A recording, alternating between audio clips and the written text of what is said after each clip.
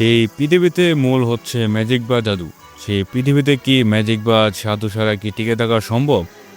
যে ছেলেটি একসময় সবসময় সবার হাসির পাত্র ছিল, আর সেই পুরো ব্ল্যাক কভার কিংডমের ভাগ্য পরিবর্তন বা বদলে দিতে এসেছে।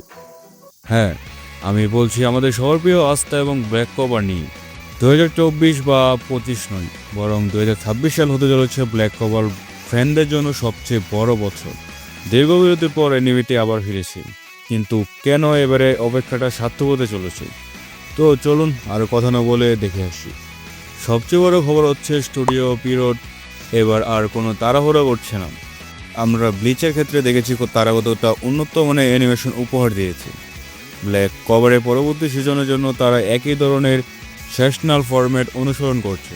তার মানে আমরা এখন থেকে প্রতি সপ্তাহে অ্যাভারেজ অ্যানিমেশন নয়, বরং একটি মুভি কোয়ালিটি অ্যানিমেশন দেখতে পারবো। বিশেষ করে স্পেড কিংডম আর লড়াইগুলো হবে দেখার মতো।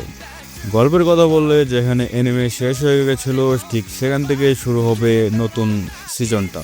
ক্যাপ্টেন ইয়ামি এবং উইলিয়ামকে বাজাতে আস্থা এবং ব্ল্যাক বুলস তাদের সর্বোচ্চ শক্তি দিয়ে ঝাঁপিয়ে পড়বে।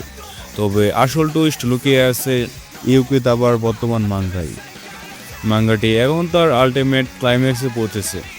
আস্থা বনাম লুসিয়াস এর লড়াইটি হবে ইতিহাসে অন্যতম সেরা ফাইটগুলোর মধ্যে একটি। আস্থার নতুন জেনতেন টেকনিক এবং অ্যান্টি ম্যাজিক্যাল পাওয়ারের চূড়ান্ত রূপ দেখার জন্য সবাই অপেক্ষা করে আছে।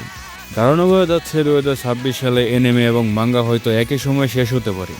এটি ভক্তদের জন্য যেমন আনন্দের, তেমনই কিছুটা অনেক দুঃখের, কারণ 10 বছরের লম্বা সফরটি এক লেজেন্ডারি গল্প শেষ হতে যাচ্ছে।